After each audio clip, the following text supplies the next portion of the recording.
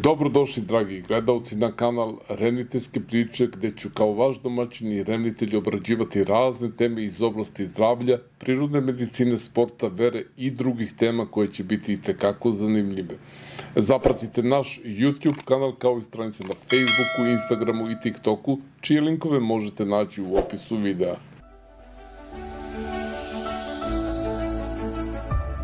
Revnitelj. Zajedno možemo.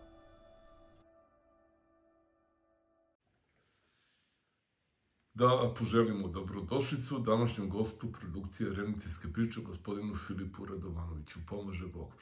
Bog ti pomogao i hvala na pozivu u tvoju emisiju i pozdrav tebi i svim gostima koji gledaju. Kako i kada su vaše aktivnosti počele? Pa sad zavisi tačno šta se smatra pod aktivnosti. Neke moje sportske aktivnosti koje su me i ubacile u neku malo širu javnost i kad sam počeo javno da se eksponiram, počele su još pre nekih 10 godina sa nekim mečevima u kickboksu koji su se održavali kod nas u Obrenovcu i tako sam stekao neki prvi vid, može se to nazvati popularnosti, kao uspešni sportista koji je pobeđivao u svim tim mečevima koji su bili kod nas na domaćem terenu i onda kasnije i kao trener u kickboks klubu sam okupio dosta neke omladine oko sebe koja je slušala moje savete, trenirali su zajedno sa mnom i nekako su zajedno sa mnom i odrastali, ja u nekom trenerskom smislu, a oni kasnije u takmičarskom.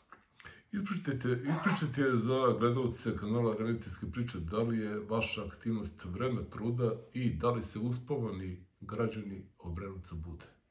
Pa sad, što se tiče nekih, mogu ih tako nazvati, političkih aktivnosti koji su došli kasnije posle moje sportske aktivnosti, mislim da dosta utiče na ostale građane Obrenovca i da se na neki način bude, da shvataju probleme oko sebe o kojima ja često pričam i da zajedno sa mnom pokušavaju barem da skrenu pažnju na te probleme, pa da bi kasnije nadležni ili mi sami građani uspeli to da rešimo. Što se tiče sporta, naravno pokrenula se jedna ozbiljna, ogromna masa mladih koji vole da treniraju borilačke sportove, i boks i kickboks, i kao rezultat toga danas imamo dosta prvaka Srbije, kako u boksu, tako i u kickboksu, koji su krenuli baš iz sale gde sam ja držao treninge. Da li je ta aktivnost zamena za razoružavanje? Pa može da bude, zavisi sad. Znate kako, ja sam uvek učio decu i koja su dolazila kod mene, kako su i mene učili moji treneri, da se sve radi na neki fair i pošten način, da se pre svega izbegava konflikt, posebno maltretiranje slabijih, da se nekako uvek ide na jače koji maltretiraju ostale, da slabijeg treba zaštititi i svim tim nekim viteškim principima, a opet i kada dođe do nekog sukoba koji je neizbežan, jer naravno i mi smo ljudi nastali od majmuna po nekim pričama, po Božjoj priči opet nismo bezgrešni, pa zato moramo doći i do sukoba i kada dođe do takvih sukoba. Samo pomenite našim gledalci koga imamo gosti. Da, ovo što se čuje trenutno je vrana koju sam ja spasio pre nekih 10 dana, koja je trenutno zatvorena i njoj to mnogo smeta, pošto je privržena dosta za mene, tako da je moguće da će se čuti u toku snimanja ove emisije. Nema veze, dobro došla. Da. Kakve vaše aktivnosti, kako vaše, znači generalno sve aktivnosti koje obavljate utiču na vašu porodicu, na vaš život, na vaše vreme i tako? Pa utiču dosta, posebno na primjer na moju majku, kad sam krenuo da se bavim sportom kao mlad, naravno to nije neki sport kao što je fudbal ili košarka gde ja mogu da dođem sa medaljom ili peharom, a bez masnice, nego sam se kući uvek vraćao ili modrog oka ili pocepane usne, pa su moji roditelji brinuli. I kasnije naravno i u političkoj karijeri, pošto ona nije bila nekako privržena sistemu i svim tim stvarima koje se dešavaju, jer ja nisam neko ko je hvalio, već neko ko je uglavnom kritikovao. Naravno, napatili su se i roditelji i porodica samim tim što mene vole i što su za mene dosta brinuli, jer ja ni u jednom trenutku nisam mogao da prećutim neke stvari. Pre neki dan smo obeležili 9. poplava u Obrenovcu. Kažite nam svoje mišljenje o tom događaju. Pa ja mislim da je to jedna strašna stvar. Iskreno, dosta mi je žao ljudskih žrtava i dan danas i toga što nikako nismo uspeli da obeležimo te žrtve, da pričamo o tim ljudima svake godine, već se nekako ne spominju. Sećamo se u krugu porodica i možda neko objavi uspomene sa Facebooka, ali mi nije dovoljno institucionalna podrška za tako nešto. Ja sam jedno vreme razmišljao kako bi bilo lepo uraditi barem neki mural ili spomenik žrtvama te poplave i kako bi se opet setili na neko jedinstvo koje je postojalo u tom najtežem vremenu. Ja se sećam, pošto sam evakuisan posle nekih 3 dana od kako je došla voda, a vratio sam se u grad čim je se voda spustila. da je dosta ljudi bilo prijateljski nastrojeno, svi su svima hteli da pomognu, znači nisi mogao nigde da dođeš, a da ti neko nešto naplati ili da ti u bilo kom trenutku nešto traži da bude bezobrazan neko prema nekome, to uopšte nisam viđao, znači ljudi su tada imali jedinstvo i mi Srbi smo to odavno i pokazali, već više puta da u najtežim trenucima imamo jedinstvo. Oko 10.000 kuća i nekoliko hiljada stanova bilo je uništeno u tim poplavama u Obrenovcu, a po vašem mišljenju, da li su poplave u Obrenovcu zaboravljene priče? Pa ja mislim da nisu zaboravljene od strane ljudi koji, na primjer, nisu dobili adekvatnu nadoknadu za te uništene kuće i da oni to i dalje pamte. Isto tako vidim da se Obrenovčani plaše kiše. Ja se sećam nekih mesec dana posle tog potopa da je prilikom svake kiše bila kolona vozila, da su putevi bili blokirani jer su ljudi bežali i svakome je ostao taj neki strah, posebno ljudima koji su nekoga izgubili ili ljudima koji bi nekako na teži način ili otežano mogli da se izvuku opet ako se tako nešto desi, pošto sad ja ne znam koliko je stvari tačno urađeno da do toga ne dođe, ali kako vidim nije baš nešto mnogo, nego eto, čekamo sledeću. Čekamo sledeću poplavu. Pa, verovatno. Nadamo se da neće... Pa, nadamo se da neće biti, ali... Kako je vaša porodica prošla u tim poplavama? Pa, hvala Bogu, nismo imali nikakvih žrtvi, tipa da je neko u porodici preminuo ili da je zbog poplave poginuo. Neka šira porodica je imala materijalne štete i mi smo opet tu svi priskočili, kako i porodici, tako i prijateljima, pa i ljudima koje ne poznajemo da pomognemo, jer kao što sam rekao, taj je period baš zbližio sve Obrenovčane i generalno i sve stanovnike Srbije, građane Srbije, kako već da ih oslovim, i svi smo bili kao jedan, tako da mislim da smo mi u nekoj svojoj široj okolini uspeli da pomognemo baš dosta da se ta neka šteta sanira. Možete li nam razjasniti situaciju oko vašeg hapšenja kada ste snimali privođenje gospodina Nenada Lukića? To je bila situacija, ja mislim, oko sudske odluke. Tako je, da. Objasnite nam malo. Pa konkretno ja sam se pojavio na izvršenju sudske radnje zato što sam nekih 3 do 4 dana pre toga video da je Nenad Lučić uhapšen, a tog čovjeka nisam poznavao. Da, Lučić, ja sam rekao Lukić. Dobro, slično je prezime, nije. Ja sam se uputio u njegovu priču tad kad sam video da je uhapšen i kad sam video kako čovjek roni suze i kako je nekako na neki način izbezumljen i govori da mu država otima dete, i to je za mene bila jedna jako bolna tema, pošto sam upućen u to da naš centar za socijalni rad i generalno naša država se bavi time da ljudima jednostavno na neki način otima decu, da to ne štima nikako kako treba. I onda sam se uputio u njegovu priču bliže i imao sam želju da pomognem da se ta priča podeli sa ostalim ljudima, da snimim makar to, eto, kao oduzimanje deteta, da bi naš narod mogao da vidi izvršenje te neke sudske odluke koja se donosi u ime naroda, pa eto samim tim i da kao tu poruku podelim sa narodom. Opišite vaše trenutke i dane, pošto smo čuli da ste privedeni tada, to se desilo posle tog događaja. Da. Opišite nam vaše dane, trenutke, momente, vaš život u centralnom zatvoru, u pritvoru i tako dalje. Pa znate kako, nije mi bio prvi put da sam priveden. Pre toga nekih godinu dana sam priveden zbog nekih situacija o kojoj ćemo kasnije govoriti. Tako da sam na neki način i navikao. Nisam imao nikakav strah, bio sam naravno kao što bi svako bio besan, jer ja sam došao da pokušam da nešto predočim ljudima, da im govorim o nekoj nepravdi za koju sam ja tad smatrao da je nepravda, a s druge strane su policajci koji su bili tu reagovali baš nekako burno, uhapsili me, kasnije posle toga morali i to da opravdaju, pa je zato i meni stavljeno na teret ometanje pravde u ovoj državi u kojoj pravde baš ima nekako retko i ometanje službenog lica, što ja nisam radio, i nadao sam se da ću brzo izaći iz pritvora. Nakon nekih dva dana provedenih u policijskoj stanici, oni su mene pustili. Jedan od jako plemenitih i dobrih sudija me je pogledao i rekao mi je: ja tebe gledam kao svog sina, pošto imam sina sličnog godišta kao što si ti, molim te da sediš kući, da ovo više nikad ne radiš, ovo nije ozbiljan prekršaj, ja ću te pustiti da ideš kući. Nakon 4 do 5 dana od toga, dan pre nego što se udavala moja sestra od tetke, oni su došli na vrata, pokucali i odveli me u centralni zatvor. Za mene je to bio jedan jako emotivan trenutak, pre svega zato što je cela moja uža porodica trebala da ode na jedno veselje, na proslavu, a ja sam završio u zatvoru, pa sam ih zvao iz stanice, iz zatvora, molio ih da odu, da budu čvrsti, da budu jaki zbog mene. I naravno, kao i svako ko se nađe u takvim uslovima, imao sam trenutke u kojima sam se lomio i trenutke u kojima sam uživao. Ja sam danas zahvalan Bogu pre svega na tome što sam na tom mestu završio, zato što sam tu mnogo stvari naučio i o ljudima, i o ljudskoj dobroti, i o ljudskoj zlobi, a dosta toga sam naučio i o sebi i uspeo sam nekako da postanem mentalno, psihički dosta jači. Zbog čega ste proveli godinu i 4 meseca? Pa, godinu i 4 meseca sam proveo zato što sam jednostavno na nekim javnim istupanjem uspeo da zasmetam ljudima koji kontrolišu ovaj grad, a zajedno sa drugim ljudima kontrolišu i ovu državu. I njima se nije dopalo to što sam ja na neki način ne udario, nego osvetlio instituciju koja radi pod nekom maglom, pod nekim sivim svetlom i za koju niko ništa ne zna. I uspeo da pokažem ko su zapravo ti ljudi koji ne razmišljaju o tome šta rade, nego slepo prate naređenja.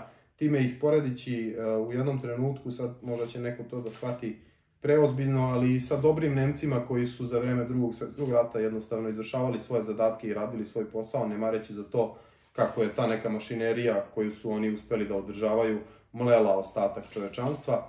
Mislim da se tako nešto dešava i kod nas. Naravno, čast izuzecima, ima i dobrih policajaca, i dobrih sudija, i dobrih tužioca, ali ovi sa kojima sam se ja susreo, po mom mišljenju, baš i nisu dobri.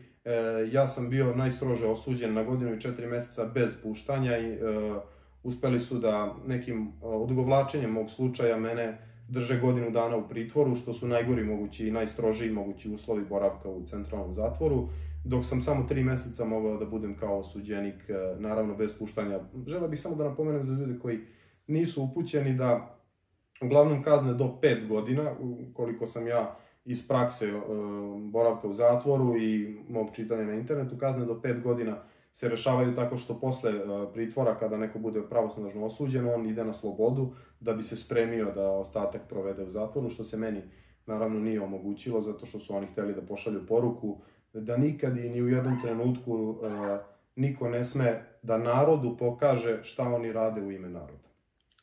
I kako ste izdržali sve te situacije tamo konkretno? Pa, nije bilo lako. Dosta mi je, pošto vidim da je vaš kanal vezan za veru u Boga i dosta je vezan za hrišćanstvo i pravoslavlje, morao bi da napomenem da mi je dosta pomogla ta vera u Boga. Neki kažu da bez nevolje nema bogomolje i možda u tome i jesu u pravu i meni je zato i mnogo drago što je mene Bog na neki način poslao tamo silom prilike, gde sam mogao da se nekako upoznam sebe, neki svoj duhovni svet i da se jednostavno molim Bogu za nešto iskreno i za nešto što mi je u tom trenutku bilo potrebno. Da ne tražim od njega nešto što traže moderni ljudi, da se ne molim za novac, već samo za zdravlje sebe, svojih bližnjih i za to da ostanem mentalno jak. Ja se čak nikad nisam tamo ni molio da što pre izađem, uvek sam se molio za to da moja porodica ostane normalna, da se niko ne razboli i da niko ne pati zbog toga što sam ja tamo. I mogu vam reći da mi je dosta pomoglo, da sam bio dosta zdraviji mentalno nego pre nego što sam ušao. Bio sam izolovan od interneta koji nam svaki dan nameće razne nasilne scene, razni bludni sadržaj i nekako sam mogao da imam više vremena da čitam, da treniram, da mislim o sebi, da razgovaram sa ljudima, što sam retko kad radio jer sam, kao što i svi mi radimo, piljio u svoj telefon sve vreme i gledao ljude na YouTube-u, na TikToku, na Instagramu, naravno, slušao njihove priče, a nisam razgovarao sa svojim bližnjima i uspeo sam da, eto, kroz tu veru u Boga i kroz to neko samovanje i tihovanje na neki čudan način u tim zatvorskim uslovima, shvatim šta su zapravo vredne stvari u životu, a to je porodica, zdravlje, kao i mentalno zdravlje pre svega. A da li ste tamo sretali neke poznate ličnosti? Pa dosta poznatih ličnosti završi tamo. U suštini, kogod je bio u novinama nakon nekih 10 do 15 dana je mogao da bude viđen na šetnji, mada smo tamo svi jednaki. Meni se zatvor zbog toga nekako je dopao. Ne postoji sada to da li je neko poznat ili nije, da li ima novca ili ne i ko je i šta je na ulici. Jednostavno smo svi jednaki, svi dobijemo isto sledovanje hrane, svi dobijamo istu šetnju od nekih 2 sata dnevno, isto vreme za neki boravak kao na otvorenom gde se zapravo ne može vidjeti uglavnom sunce jer su te zgrade visoke, građevina je sama po sebi napravljena tako da se i mesec retko kad vidi, posebno pošto smo mi u sobama, pa je zato nekako i psihički još i teže jer se eto na neki način ne vidi ni sunca ni meseca. Da li u CZ-u postoje situacije kada se neko mlad kao vi može naći u nekoj životnoj opasnosti? Naravno da postoje. Mislim, zavisi kakav je čovjek i zbog kog je dela dospeo tamo. Dolazili su ljudi koji su za neka gadna dela, kao što su, na primjer, ubistvo ili obljuba maloletnog lica. I oni uopšte nisu prolazili lepo, ni u sobama, niti u samom centralnom zatvoru. Uvek se nađe neko ko će njih da maltretira. Sad, postavljalo se pitanje i meni tad, pošto su to uglavnom sitni, mali, nikakvi ljudi, njih je bilo lako maltretirati, da li bi svi ti ljudi maltretirali nekoga ko je krupan i snažan počinio takvo delo, ali opet može doći do toga da se neko nađe životno ugrožen. Ja bih napomenuo jednu zanimljivu činjenicu da su deca od 14. do 18. godine također u centralnom zatvoru u periodu istrage i da oni dele svoje sobe sa punoletnim i starijim ljudima koji su tu zbog raznih krivičnih dela. Mislim, uprava zatvora to radi na neki način da se zna ko je sobni i da ta deca, da taj neko ko je sobni garantuje toj deci bezbednost u sobi, ali opet, pošto ste sa nekim 24 sata, tačnije ceo dan, celu nedelju, celu godinu, može doći do incidenata, može doći do psihičke torture, može doći do fizičke torture. Bilo je dosta momaka koji su tako sa 14-15 godina završili tamo vrbovani uglavnom da se bave prodajom narkotika, pošto taj koji ih je vrbovao zna da on ne može biti odgovoran, niti da oni mogu biti krivično odgovorni i mogu vam reći da nisu prolazili najbolje. Sa starijim ljudima koji su bili tamo, ja sam komentarisao to da nama kao državi fali vojni rok i fali nam to da se ljudi na neki način nauče da brinu sami o sebi. Ja, na primjer, nisam služio vojsku i jako mi je žao što sad trenutno, pošto me čeka još jedna kazna, ne mogu da služim vojsku, ali mislim da je jako bitna stvar jer sam svedočio tome da dođe momak od 14 godina koji ne zna da opere tanjir, ne zna da opere kašiku, što je sad svima smešno i nekako ne mogu da pretpostave kako je moguće da to uradi, da ne zna da koristi sunđer, ne zna da jede, ništa ne zna da radi, jednostavno zato što je od strane roditelja sve vreme na neki način dojen kao malo dete i hranjen na flašicu, ne zna da iscedi svoje stvari, da opere za sobom kad treba da ćuti, kad sme, kad ne sme da ide u WC u prostoriji koja je 45 kvadrata i gde sedi 12 ljudi. Tako da raznih zanimljivih situacija tu može biti, ljudi koji razočaraju time koliko su nesposobni i koliko su slomljeni kad tu dođu i naravno i sa druge strane i ljudi koji su divni. Ja sam upoznao jednog čovjeka koga čekaju 2 doživotne robije, jedna u Hrvatskoj, jedna u Bosni. On je mlad momak, tako od 30 i nešto godina. Za nekih 3-4 mjeseca koje sam ja proveo sa njim zajedno u sobi, nikad ga nisam video namrštenog, nikad ga nisam video da plače, nikad ga nisam video da sedi zamišljen, svako jutro je trenirao, svaki dan je igrao neke igre s nama, šah, ne ljuti se čoveče, tako neke slične igre, čitao knjige i baš se saživeo sa situacijom u kojoj se trenutno nalazi i nije dozvolio sebi da ni na jedan način propadne mentalno. A da li se takvi ljudi, eto, konkretno taj čovjek, po nekim vašim saznanjima, kaju za svoje dela?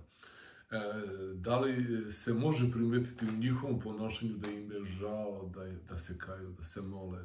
Pa, znate kako, ja mislim da se ljudi kaju dok se nalaze u zatvoru i dok se nalaze udaljeni od svih poroka i od svih nekih đavoljih stvari koje ih nateraju na ta krivična dela. Naravno, ima tu i nevinih ljudi i oni najgore mentalno prolaze.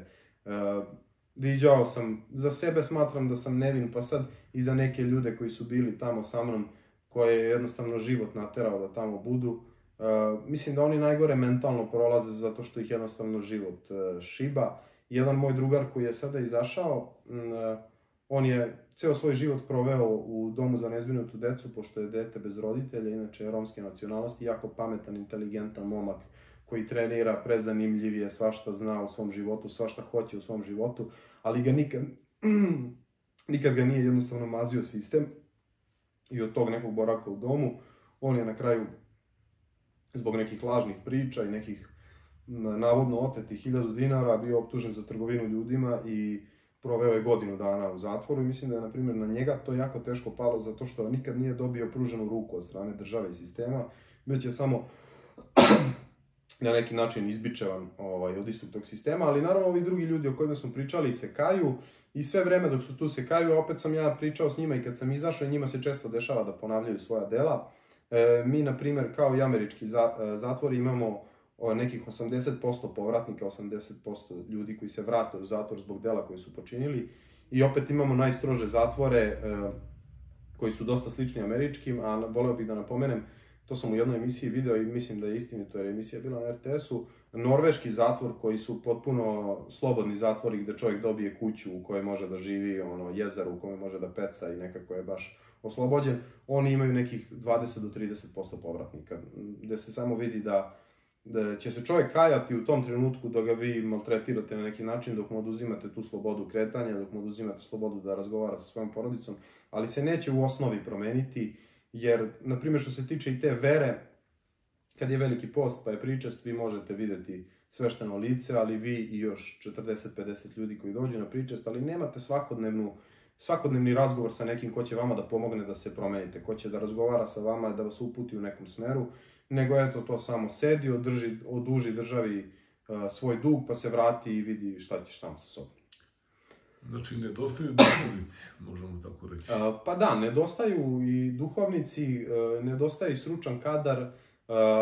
Što se tiče naše vere, ona je najzastupljenija. Ostale vere, kao što je, na primjer, islamska veroispovest, su zastupljene u smislu da oni mogu dobijati posebnu hranu za sebe, ali bio je zanimljiv slučaj kada je jedan moj drugar, ja sad baš nisam upućen u islamsku veru, ali njemu je otac uneo raspored klanjanja, na jednom papiru ispisan, tačno se videlo šta je na srpskom jeziku i njemu su to čuvari zgužvali i bacili u kantu, nisu mu dozvolili da to unese u sobu, on je bio jako povređen zbog toga. I sad, to ide sve od čuvara do čuvara, mislim da takav nije zapravo zakon i da bi on to mogao da unese, ali eto, naletio je na nekog lošeg čoveka i zbog toga će imati loše mišljenje o svima nama, pošto je on inače stranac, nije naš državljanin, ali meni je jako bilo tužno da neko može nekome ko se nalazi u teškoj situaciji gde treba da se pokaje, gde treba da bude blizu Boga, da se moli Bogu, da moli Boga da mu oprosti za svoje grehe, da mu na neki način to oduzme. Da, i eto, pored toga da to baci u kantu. Da li je bilo reakcije ljudi koji su bili tamo u te situacije? Pa znate kako, ne možete baš tamo mnogo nešto da reagujete. U jednom trenutku se ja sećam da je postojala neka pobuna, jer nije nam omogućeno da kupujemo, bio je ovaj COVID i sa ovaj haos napolju pa i unutra. I ugušena je starim jugoslovenskim metodama, unošenjem papira i olovke i pitanjem ko se od vas buni, upisat ćemo vas pa ćemo vidjeti šta dalje. I onda je od nekih 120 ljudi koji su se tad bunili, ostalo možda 3 koji su posle razmešteni po nekim drugim sobama. Tako da ne postoji baš neki način za pobunu i ja mislim i da ne treba da postoji, jer opet dosta ljudi tamo jeste krivo i nekad kad pogledam ti ljudi mnogo i traže. Naprimjer, voleo bih da se osvrnem na to da je hrana u našim zatvorima jako kvalitetnija i bolja od hrane koju dobijaju trudnice u porodilištima i bolesni ljudi u bolnicama.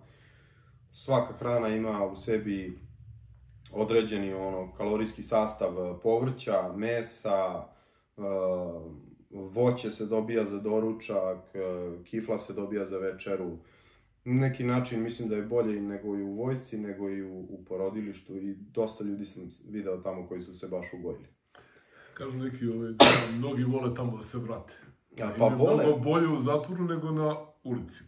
Vole, postoji ljudi koji se vraćaju zbog siromaštva i čitao sam neku knjigu vezano za zatvor dok sam radio u zatvorskoj biblioteci gde jedan od upravnika kaže da je 80% ljudi koji se nalaze u kazneno-popravnim domovima i zatvorima, da je 80% njih zapravo socijalni slučajevi i da su ljudi koji iz neke svoje nemaštine počine ili krivično delo ili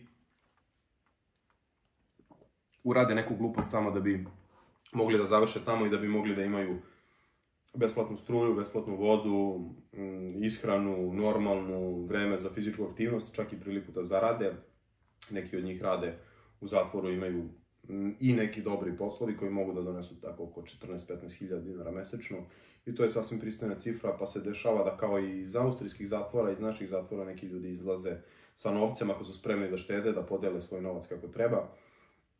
Tako da, naravno, ima ljudi koji vole tamo da borave. Ja sam bio jedan od tih ljudi jer sam na neki način boravio turistički i imao sam svo slobodno vreme ovog sveta da uživam u knjigama, treningu i razgovoru sa raznim čudnim i zanimljivim ljudima. Migranti u Obrenovcu i migrantska kriza, vaše mišljenje o tome? Pa ja imam neko mišljenje koje sam i eksponirao i iznosio javno više puta na tu temu. Ja mislim da je to nešto što našem gradu nije smelo da se dogodi, da smo mi kao građani Obrenovca potencijalne žrtve. Neki od nas, ne lično ja, ali neki moji prijatelji i neki naši sugrađani su i bili žrtve.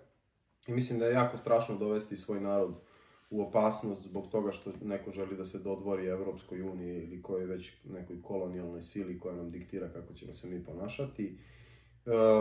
Ja sam neko ko se protiv toga borio i istupao javno više puta. Mislim da ne postoji spremnost u našem narodu i generalno u našem gradu da se protiv toga borimo dok se ne desi nešto zaista loše. I voleo bi da se to nikada ne desi, da opet nekako uspemo rečima i na miran način da se izborimo, ali svakim danom sve više pratim i kretanje tih ljudi, snimke koje ljudi objavljuju i koliko se osjećaju ugroženi i celu tu kritiku te situacije i mislim, ne želim da budem zloslutan, ali mislim da će se desiti nešto loše. 2017. umjesto kasarne dobili smo Centar za azil u Obrenovcu. Što mislite o tome? Pa mislim da to govori o nekom putu koje je naša država izabrala, naše rukovodstvo je izabralo takav neki put koji je u nekim segmentima dobar, jer eto, neko će reći dobro, dobili smo umjesto kasarne migrantski centar, pa smo dobili i Meitu, preduzeće gde radi većina ljudi u našem gradu i okej, postoje i neke dobre stvari i ja razumem da neki ljudi u koje se upire prsti i za koje se govori da su odgovorni za to nisu imali baš mnogo izbora kad su takve stvari u pitanju. Meni je žao što, na primjer, granice naše teritorije nisu dovoljno zaštićene i to opet selektivno na neki način nisu dovoljno zaštićene, pa tako neko ko je ilegalni migrant i o kome se ništa ne zna može da uđe i da prođe kroz našu državu, a neko ko je državljanin Republike Srbije, na primjer, ne može izaći iz Srbije bez dokumenta kao što je lična karta, pasoš ili za neka mesta čak i viza. Tako da, generalno, imam negativno mišljenje o tome, žao mi je što ne posjedujemo kasarnu, žao mi je što ne postoji obavezan vojni rok, kao što sam već napomenuo i ranije, da bi omladina, kao što sam i ja, mogla da nauči osnovne stvari, kako da brine o sebi, kako da repertira pušku, kako da odbrani sebe i svoje ognjište u slučaju da nas neko napadne, baš mi je zbog toga žao. Koja je razlika između onih prvih migranata koji su bili smešteni u hotelu i ovih sada? Pa velika je razlika, ja sam se dosta uputio u tu temu, čak i kad su bili prvi migranti i odlazio sam par puta, razgovarao s njima, mi smo nekako uspeli da živimo zajedno sa njima, jer to su ljudi koji su imali porodice, došli su zajedno sa ženama, sa decom, svi su bili edukovani, svi su bili provereni na neki način i kada pogledate, prvi ljudi koji su pobegli posle nečega su ljudi koji su imali sredstva da pobegnu. I sad ne bih ja baš tako sve vreme klasno raslojavao, ali oni su imali šta da ponude svetu u koji beže. I naravno njih je Nemačka uzela otvorenih, širom raširenih ruku.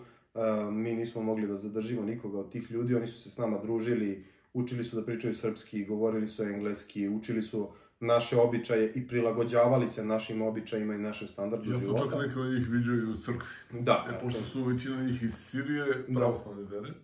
Naravno, postoji i ta neka verska razlika gde mi sad imamo uglavnom pretežno muslimansko stanovništvo, ali nije problem samo što je to stanovništvo muslimansko, problem je što oni maltretiraju nemuslimansko migrantsko stanovništvo. Tako sam ja dobio informaciju od čovjeka koji je tada radio sa njima i bio u nekom vrhu ljudi koji rade tu, da su oni morali da sakrivaju momka koji je migrant i koji je imao istetoviran krst na ruci, da ga, zamislite, ostali migranti ne bi ubili u sred Srbije, u sred grada koji se nekad zvao Palež, u kojim su nekad vladali Turci, zbog koji su nekad naši preci ginuli da to oslobode. Oni su u jednom takvom gradu doveli ljude koji su militantni islamisti. Sad, ja imam dosta ljudi i dosta drugara koji su islamske veroispovesti i ja to vrlo poštujem. I mnogo volim sve te ljude, nikad mi nije smetala njihova vera ni u jednom trenutku, kao što mi ne smeta da li će neko biti ateista, budista ili u šta će već verovati. Naravno, sloboda je potpuna, ali mi smeta kada neko ograničava drugoga.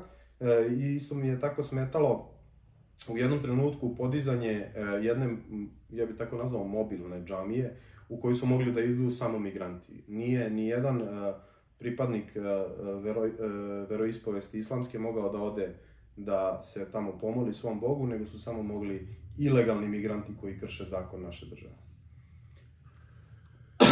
Poznato je da navodno je njihova destinacija Zapadna Evropa i te zemlje Zapadne Evrope.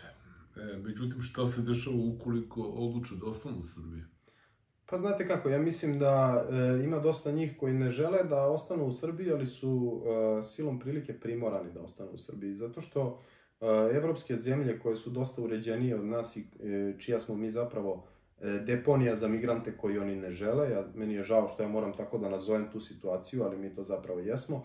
Oni rade sistemsku proveru tih ljudi, gledaju da li oni njima mogu pomoći u njihovoj državi, iako su osuđivani, iako su od nekom vrstom istrage ili nemaju šta jednostavno da pruže sem prostog fizičkog rada, oni ih vraćaju kod nas u Srbiju, gde svakim danom smo sve bliži tome da jednostavno ti ljudi krenu da se mešaju sa našim stanovništvom i da pošto su u grupi i pošto su svi odrasli muškarci koji su vojno sposobni i ovde su došli bez svojih porodica, zavladaju i u kriminalnom svetu, što će, ja mislim, biti kroz nekih par godina i što ćemo svi videti i osetiti.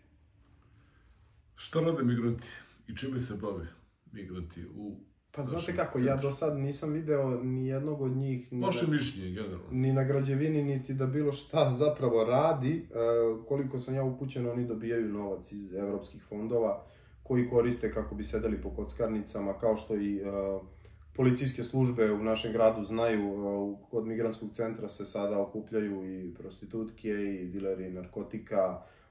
Ispred migrantskog centra su podignute 3 trafike koje prodaju alkohol svaki dan ljudima koji nemaju ličnu kartu niti bilo kakav lični dokument. Koliko se to kosi sa njihovom verom na kraju vremena? Da, i u isto vreme naravno to se i kosi sa njihovom verom i interesantan je taj strah. Kada pogledate noću, nikoga nećete videti ni jednu žensku osobu, ni jedno dete da može da ode u tu trafiku i da kupi sebi nešto ili da prođe tim putem. Pa je čak i meni više puta bilo neprijatno zato što ide 10 pijanih muškaraca koji viču nešto na stranom jeziku i koji su spremni da se potuku i da maltretiraju. Pa pored toga sam naravno i čuo to, a i videli smo svi dok je još radio televizija Mag mogla da objavljuje slobodno na neki način, objavili su i snimak njihove koleginice na kojom je pokušano silovanje od strane pripadnika te migrantske populacije, kasnije je postojala žena koja su pokušali da otmu dete, više neprijatnih situacija koje su tako uspale da izađu u medije.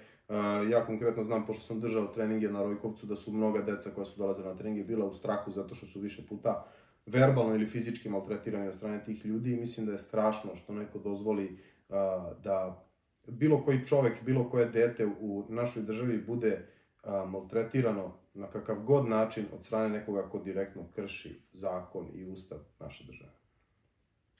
Čime se najviše ponosite? Pa, znate kako, najviše mislim da se ponosim trenutno mladim ljudima koji su prošli kroz moju školu sporta i kroz moju školu boksa i kickboksa, koji mene prate na društvenim mrežama i koji su možda nekad menjali svoje mišljenje zbog sebe, koji su stali uz mene i nekako svim tim ljudima koji su bili uz mene u mojim najgorim trenucima, svime time se ponosim, svakim osvojenim zlatom, svakim osvojenim peharom, trofejem, da li grupnim, da li individualnim, mislim da je to stvar zbog koje nekako mogu reći da sam ponosan. Čuli smo na što se sve ponosite, ali čime se najviše ponosite? Pa ne bih znao sad tačno da definišem neki odgovor kao toga čime se najviše ponosim. Pored tih nekih mladih sportista koji su izašli iz moje škole boksa, mislim da se dosta ponosim time što sam uvek govorio svoje mišljenje i bez obzira na posledice koje su usledile, nastavio i pored svih tih institucionalnih maltretiranja da i dalje govorim svoje mišljenje i ni u jednom trenutku nisam promenio svoj stav, niti rekao ok, u pravu je ta neka većina ili ti neki ljudi koji su trenutno na poziciji gde mogu mene da maltretiraju. Uvek sam ostao pri svome i nikad nisam bio pokoleban da se uvučem ni u jednu od tih frakcija, niti da budem potpuno protiv, niti da budem potpuno za, već sam razmišljao svojom glavom. Mislim da je to jedna od stvari kojom se, eto, tako ponosim kod sebe lično, nekod kao... Koliko je teško razmišljati svojom glavom? U ovom gradu, a generalno i u Srbiji? Dosta je teško na globalnom polju razmišljati svojom glavom kada pogledate koliko nas bombarduju informacijama i vestima i koliko sve to može u današnje vreme da se nekako izlažira, pa možemo vidjeti da neko može da napravi video snimak bez čoveka, da sad eto ja sedim i pričam, a da sam veštačkom inteligencijom doveden tu i da zapravo uopšte ne postojim ili nešto nisam rekao. Mislim da se radi na tome dosta, da se obmane, evo opet se čuje Slaže se. Da, slaže se, vjerojatno. Radi se dosta na tome da se obmane naša javnost i da se na neki način mi Srbi podelimo da li smo za ili protiv vlasti, za ili protiv ovog ili onog čoveka, ovog ili onog sportiste i nekako mislim da ceo svet radi na tome u zadnjih nekih 100 godina da nas Srbe razdeli na delije, grobare, na one koji vole vlast, koji ne vole vlast, na one koji jedu meso, koji ne jedu meso, oni koji vole kučiće, mačiće i tako da mogu ići u krajnost, ali pogledajte sami društvene mreže i vidite šta ljudi jedni drugima pišu samo zbog toga što se ne slažu njihova mišljenja, što su oni u jednom ili u drugom taboru. Meni je to zaista... A koliko nas je COVID situacija promenila? Pa mislim da je COVID situacija, ja sam jedan od onih ljudi koji se nije vakcinisao i sve vreme sam nekako mislio da je možda to izrežirano. Naravno, potpao sam pod milion medijskih naslova, te sam mislio da jeste izrežirano, te da nije. Naravno, žao mi je zbog toga što sam se sa svojim ukućanima više puta isto tako raspravljao i prepirao oko takvih tema. Meni je dosta bilo štetno za moje mentalno stanje i drugim ljudima oko mene to provođenje vremena u kući gde smo jednostavno zatvoreni i gde smo bombardovani nekim vestima koje podstiču strah svakodnevno. Tako mislim da je dosta ljudi podleglo tim vestima više nego samom virusu, pa da su slušajući o tome kako ljudi oko njih umiru i oni sami počeli da venu sedeći u svojim stanovima i eto tako možda zbog toga i umrli. Šta biste uradili ako ne postoji sutra? Pa ako ne postoji sutra, verovatno bih bio sa svojom porodicom. Da znam danas da će sutra biti neka kataklizma.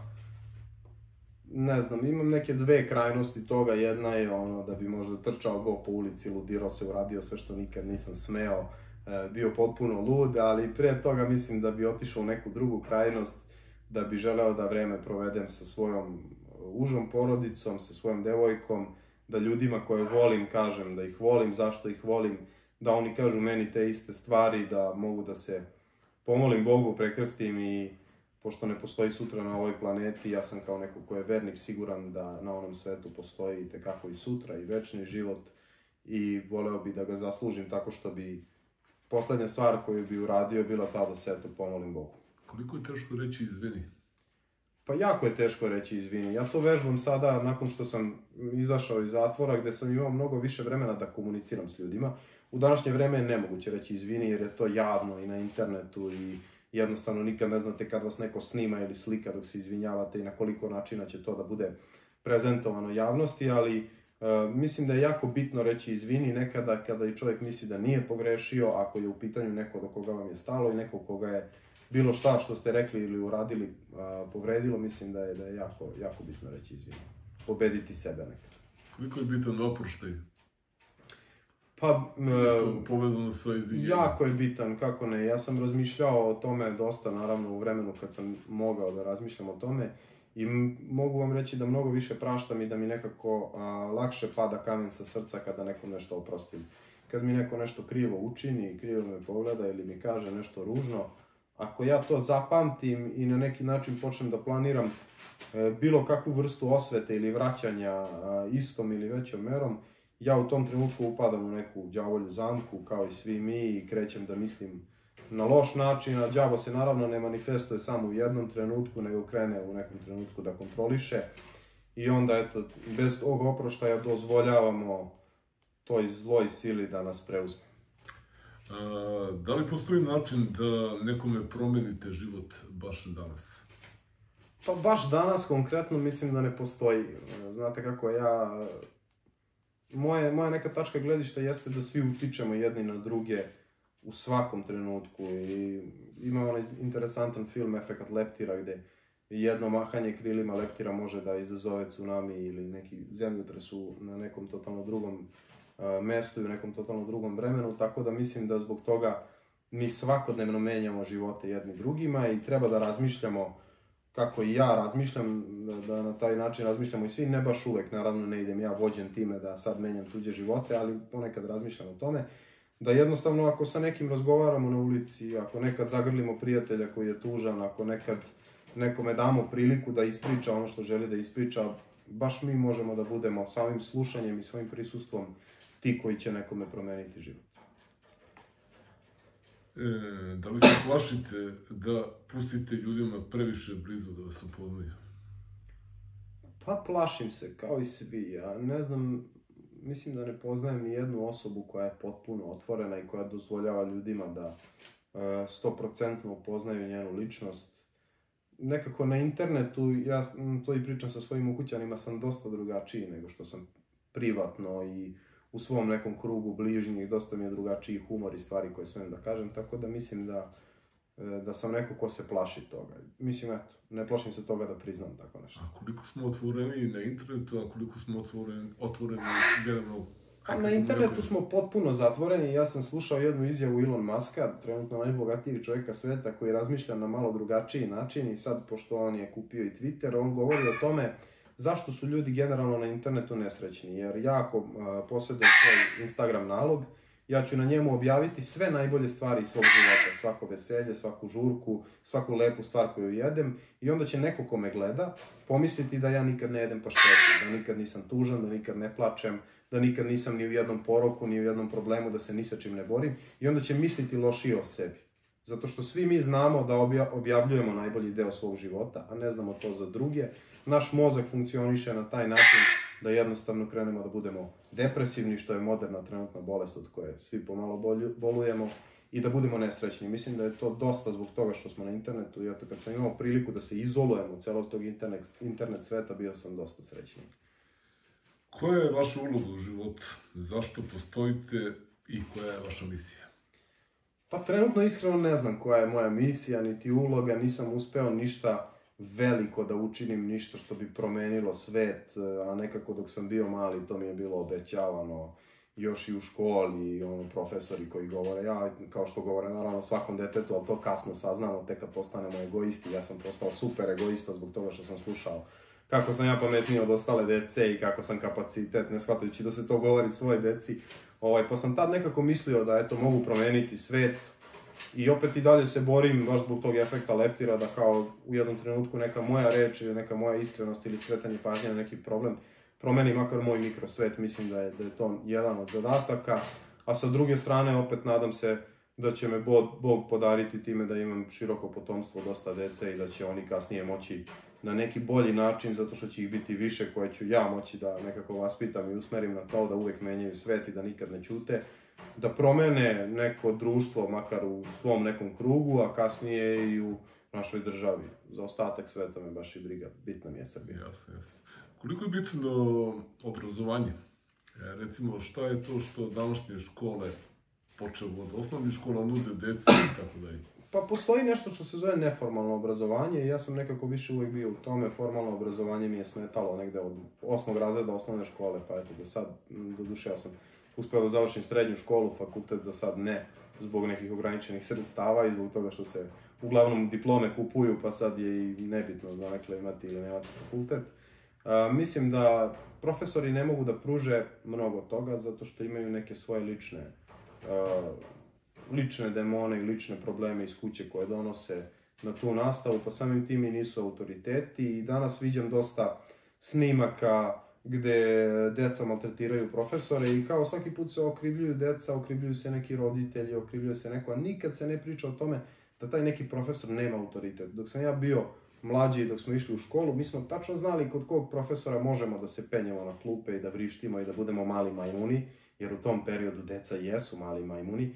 A opet smo znali i koji profesori postoje kod kojih jednostavno nije smelo da se zakasni, nije smelo da se priča, da se žvaće žvaka, da se postoji na času sem u tom nekom naučnom smislu. Tako da mislim da je dosta do profesora, ali opet na kraju i do države koja je nekako na neki način ponizila tu profesorsku profesiju i negde sam na televiziji čuo da u Japanu jedino profesori ne moraju da se klanjaju caru, a eto ovde kod nas su profesori nešto što je kao potrošna roba, gde doći će moj tata jer sam bogat pa će da kupi i tebe i muža i celu porodicu i onda ćeš da mi se izvinjavaš, pa oni pod strahom od toga jednostavno gube sav svoj profesorski autoritet koji su imali nekada, koji ne može da dođe na način na koji pričaju stari ljudi koji govore ja, mene moj profesor ovoga tuko, onaj me tuko, batinama se ništa ne postiže. Jednostavno, da, naravno, bilo je i vučenja za uši i svega, ali bilo je i kod nas profesora koji su tukli. Udarali su, sećam se mog profesora likovnog, on je držao oštrlenje i udarao decu u glavu kad prođe, ko je nemiran. Ali mi smo opet njega, samo što ga nismo živog zapalili više puta. Jednostavno zato što nije imao neki autoritet da kaže nešto i da mi slušamo zato što je on interesantan, zato što je to što predaje, da predaje na neki interesantan način ili da jednostavno postoji neki autoritet u njegovom glasu, nije postojao nikad. I eto, jedna poruka profesorima da malo pogledaju sebe, da rade na sebi, jer opet oni su dosta bitni, kao što sam ja rekao, voleo bih da vaspitam svoju decu da menjaju svet, oni vaspitaju svu našu decu u nekom trenutku života da promene svet i da promene nešto. Kad smo već kod toga, da se osvrnemo na situaciju koja se desila pre, kažem, 2-3 nedelje, ovo ubistvo u školi. Kako je vaše mišljenje o tome? Šta je moglo da se predupredi i šta je moglo da se desi da ne dođe do toga i da li je to moglo da se desi da ne dođe do toga? Pa znate kako ja mislim da je to jedan monstruozni čin. Kod prvog ubistva verujem da jednostavno nije moglo da se desi ništa. Poklopile su se neke kockice na čudan način. Danas su naši ljudi svi to iskoristili da pričaju o tome i da naprave senzaciju od tog malog monstruma koji je to uradio. Ja lično sam neko ko je zagovarao mišljenje toga da smo mi malo selo i da je on, pošto je mali monstrum, trebao za primer ostalim ljudima koji žele da budu mali monstrumi, da jednostavno bude izvršena neka javna egzekucija iz tog momenta, ali naravno mi smo pod uticajem Evropske unije, pod uticajem ljudi koji se bore za prava takvih čudnih, idiotskih, monstruoznih ljudi i on će biti pušten i onda će svako ko ima manje od 14 godina, a to već deca rade zato što im je kroz medije plasirano to, znati da jednostavno nije krivično odgovoran. I mi smo kao država napravili jednu veliku grešku onog trenutka kada je krenula vest o tome kao mali Kosta neće odgovarati zbog svog monstruoznog čina. I onda se svako setio i rekao sebi od te dece, pa ja imam 13 godina, sledeće godine punim 14, pa sad mogu da uradim to što sam hteo, jednostavno za mene ne postoje pravila, za mene ne postoji nikakva kazna. A da je on bio na neki strašan, odvratan, grozan način kažnjen, jednostavno bi se oni poplašili, to se kod nas ne bi desilo nikad više, ali mi smo eto imali u roku od 70 sati još jednog idiota koji nema mnogo mozga u svojoj glavi i nema mnogo empatije prema ljudima, koji je ponovio takvo delo i mene je podsjetio na čoveka sa kojim sam ja bio u istoj sobi u zatvoru, koji je ubio 2 ljudi i mlad je momak, moje godište ima 25 godina, za kog se jednostavno moglo videti da je mentalno poremećen, da tu nema mnogo nešto uticaja, ni Kristijana Golubovića, ni zadruge, ni parova, niti bilo čega, sve to loše za naš narod generalno, naravno zatupljuje nas svakim danom i daje nam pogrešne vrednosti, ali neko ko je spreman da ubije, spreman je zato što se rodio kao takav psihopata sa odsustvom bilo kakve empatije i onda dok sam ja gledao tog momka, to se isto dosta puta videlo kod njega jer se nikad nije kajao, eto, došao je, ubio je 2 čoveka, za to je bio osuđen. Mislim, ne osuđen, bio je u procesu osuđivanja, u procesu tom sudskom, ali nikad ni u jednom trenutku nisam video da ne može da zaspi ili da ga to na bilo koji način tišti i mori, nego je to jednostavno bio u nekom svom svetu ludila psihopatija. Koliko je bitno danas biti u elitnim školama? Imali smo situaciju, priča se o toj školi da je elitna, a desilo se to što se desilo. Pa znate kako, mnogo faktora su ljudi uspeli da izdvajaju sad tu, pa do toga da je on dete lekara, do toga da je bila neka priča o tome da je njegov pradeda počinio zločin u bivšoj Jugoslaviji, preko toga da se on igrao sa nekim gurmitima, nekim životinjicama idiotskim. Ja mislim da je tu odsustvo čvrste roditeljske ruke bilo jedan od presudnih faktora i to je eto neko moje mišljenje, ako neko bilo koji hoće da čuje moje mišljenje, pošto sam sedeo sa mojim bratom koji ima malo dete i koji mi je rekao, jer su i nas roditelji tukli da smo mala deca, on jednostavno mora da zna da nekada mora nekom da prećuti. A to se prvo uči kod roditelja, to se prvo uči kada ti otac i majka zavrnu uvo i kao što svi znamo pošalju te da ubereš prut kojim će da te biju, uči se ta neka poniznost i uči se da ćutiš, mislio ti da si u pravu ili ne, da nekad prećutiš. Ovaj mali ugursuz idiot koji priča kako su njega zvali štreberom, pa svi smo jedni drugi zvali štreberima, u nekom trenutku još gorim imenima, pa niko nikom nije oduzeo život. On, ja mislim da nikad nije bio postavljen na svoje mesto kao mlad momak i nikad mu nije bilo jednostavno dato do znanja da su neke stvari u životu normalne. U današnje vreme ja sve više čujem toga da kao treba prijaviti vršnjačko nasilje i to podići na institucionalni nivo, da se, nemam pojma, sad deci od 13 godina sudi u, ne znam, višem sudu zbog toga što su jedno drugom nešto ružno rekli. I ne znam kako ćemo kroz sve to da naučimo nas i naše mlade da žive život. Jer, proćiš kroz tu školu gde si zaštićen kao beli medved i da niko ne sme da ti kaže ni da si štreber, ni da si glup, ni da si ružan, ni da si klempav, meni su govorili da sam zrikav. Ali sam prošao kroz to i navikao na to šta je svet. Jer i dan danas kad sam manje više mlad momak, a opet, što bi rekli moji roditelji, mator konj, ja sam podložan tome da meni ljudi svakodnevno pišu ili na internetu ili da mi govore u šali ili ne, razne ružne stvari. I morao sam da naučim da postoji neki filter u mom životu i da jednostavno ne mogu da uzmem pištolj da nekoga ubijem zato što mi je rekao nešto ružno, nego moram to da prihvatim kao šalu, da odćutim ili uzvratim verbalno i na isti način. Mislim da ovaj mladi momak nije naučio to i da mnogo dece postoji koja to nisu naučila i jako mi je žao što je popularizovan, što je njegova slika svuda, što se o njemu priča svaki dan, što se ne priča o tim žrtvama, ne priča se o tome šta su oni bili, da li su bili potencijalni đaci generacije, da li su išli na takmičenja, ne priča se ni o deci koja su, eto, njihovo godište, a koja će danas otići na takmičenje, pa ja sad mogu da pitam svakoga ko gleda ovaj intervju, znaš i ime i prezime, kako roditelja, tako i tih ubica masovnih koje su se dogodile, da li neko od nas, evo ja prvi ne znam, zna bilo koje ime nekoga koji je prvak u šahu, prvak u matematici, prvak u geografiji, prvak u bilo kom sportu, a da je njihovo godište. Naravno da niko ne zna, jer ta deca nemaju tu neku novinarsku pozadinu, na njima neće zaraditi lajkove i klikove, o njima se ne priča, a o ovakvim odvratnim stvarima se priča svaki dan. Znači, opet dolazimo do toga da je ono što se ponese iz kuće najbitnije. Pa jeste, dosta je bitno. Roditelji, vaspitanje i... Naravno, dosta je bitno roditeljsko vaspitanje. Sad, da li su ti roditelji negde pogrešili, valjda će te neke institucije da uspeju da dođu do toga. Voleo bih da suđenje jednom i drugom od tih monstruma bude javno i bude otvoreno za javnost, samo zato što mislim da će se u nekom trenutku oni pokajati ako naša država pronađe ovako nesposobna u obliku banane jedan sistem kojim će oni moći da se kazne dovoljno da se pokaju. Da se jednostavno vidi da su oni time što su rešili da oduzmu ogroman broj nedužnih života, zakopali sebe. Da se vidi njihova patnja. Niko ne pokazuje te ljude dok pate. Oni sad sede negde i za nas su postali heroji. Oni poistovećuju tog Kostu Kecmanovića koji je ubio je više devojčica nego dečaka, koji je ubijao svoje nenaoružane vršnjake i koji se predao poput najveće kukavice kad je došla policija, koji nije smeo u tom trenutku da ako je već rešio da se vatreno obračuna s nekim, da se obračuna eto i s nekim ko može njega da upuca, nego je sačuvao najkukavičkije svoj život. I oni njega danas prikazuju kao heroja. Neće da dozvole ljudima da hajde onda da ga prikažemo njegove izjave nakon toga, da vidimo šta je on to pričao, da vidimo kakav je kad plače i kad se slomi. Kad zna koga je sve povredio i na koji način, ne, to niko ne pokazuje i zato imamo odsustvo empatije, zato imamo ljude koji ga podržavaju, koji će od njega da naprave Gavrila Principa, što je potpuno besmisleno, ali to se danas dešava na internetu kod nas. Mislim, svi smo svedoci toga. Šta stoji između vas i sreće vaših bližnjih?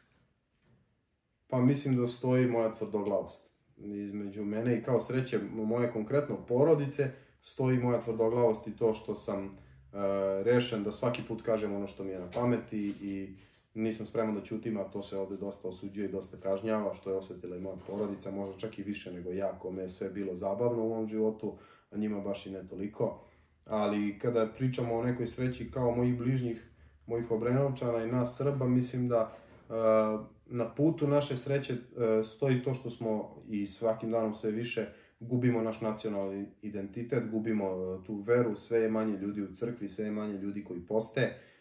Danas pričamo o nekim keto dijetama i o nekim life coachevima, ne pričamo o Svetom Savi koji je tihovao i koji je bio na striktnom režimu posta, ne učimo o veri dovoljno i ne znamo da sve to što oni nama danas prodaju sa zapada kao neku maglu i neki zdrav život je odavno bilo ustanovljeno i utemeljeno u veri u kojoj smo mi trenutno većinski kao srpski narod.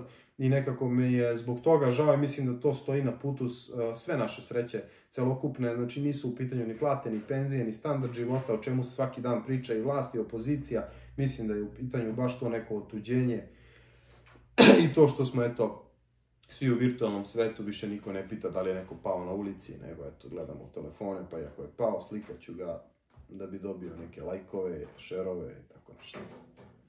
Kada biste mogli malom detetu da date jedan savjet, koji bi to savjet bio? Pa o tom pitanju sam razmišljao, pošto smo baš pričali o pitanjima i pre emisije najduže, i mislim da bi moj savjet nekom malom detetu bio da uvek govori istinu.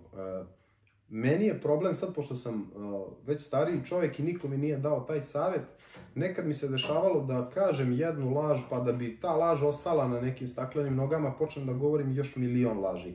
I onda tako, kroz ceo život uvek negde lažem. I nisam samo ja, to su i ljudi koji gledaju, i ako će neko sada kaže, evo, Filip laže, priznaje da laže, ja bar imam hrabrosti da priznam, mnogo puta mi se dešava da slažem, a da mi je neko rekao dok sam bio mali, samo govori istinu, nikad ne bi krenuo da se kotrlja taj točak niz to brdo koji se više ne može zaustaviti. Tako da bi rekao detetu, koje je sad malo i kreće u svoj život, kao i mladim ljudima koji, eto, sad razmišljaju o nekim svojim životnim stavovima, da uvek govore istinu. Ako je istina da učimo iz svojih grešaka, zašto se onda plašimo da ih pravimo? Pa ne znam, ja nekako se ne plašim da grešim. Samo sekunde se tio sam smiri. Mislim, ne vidim da je već gladan, pa ću morati da ga nahranim. Znate kako, ja sam neko ko ponavlja svoje greške. I nisam neko koji se plaši. Mislim, ako se kao greška uzme moj boravak u nekom zatvorenom prostoru i nakon toga su mi svi rekli, pa ćuti, nemoj više govoriti. Što ti moraš da budeš mirođija u svakoj čorbi? Zašto ti moraš da ispravljaš krive drine? Vidiš da, eto, samo si ti nadrljao zbog toga, svi ostali smeju se, žive svoj život. Ja nikad to nisam slušao, nekako jednostavno sam ponavljao te greške, išao sam u njih dok ne istjeram nešto što ja želim. I opet, ako nikad u životu ne pogrešimo, nećemo ni znati. Znači, ako ne udariš glavom u zid, kod mene u boksu je bilo, ako te neko ne nokautira i ne udari pesticom u vilicu, nikad nećeš biti dobar bokser, bez slomljenog nosa ne možeš da budeš dobar bokser. Zato je bitno grešiti, jer na greškama se uči i mislim da se ne treba plašiti toga što grešimo, sve dok smo svesni da grešimo. Onog trenutka kad nas više ne zanima i kad nam svi govore grešiš, a mi nismo svesni toga, tad i treba se plašiti toga. Oko zdrave ishrane, malo da porazgovaramo. Da li praktikujete? Pa ja sam konkretno neko ko se ne hrani zdravo, nikad nisam imao problem sa kilažom, ali uvek jedem brzu hranu koja se može poručivati, ali sa druge strane mi je dosta pomogao post. Sad, na primjer, zadnji put je bio ovaj vaskršnji post koji je preko mjesec dana i uglavnom se posti na vodi, vikendom na ulju. Mislim da odricanje od hrane donosi neku čistinu uma i voleo bi da i drugi ljudi koji slušaju pokušaju da se odreknu od hrane. Ja sam prvi put, nevezano za post, pokušao da ne jedem i izdržao sam nekih 5 do 6 dana i shvatio sam u tom trenutku, kao što sam shvatio u zatvoru kad mi se tražilo da šetam po kiši, u tom trenutku kad nisam jeo 5 dana sam shvatio da mi se jedu jabuka i lubenica, što ne bi mogao da shvatim nikad dok sam jeo brzu hranu i čekao da li ćemo jesti mešano meso, da li ćemo jesti kobasicu ili šta već, nisam razmišljao o voću i povrću. Tako da, eto, što se tiče ishrane, preporučio bi ljudima da gladuju, a neko ko nema u sebi snage da gladuje, eto, tek tako, da gladuje kroz post i da gladuje kroz veru, jer je Bog taj koji će mu zasigurno dati snage. Hvala na gostovanju. Hvala vama što ste me pozvali.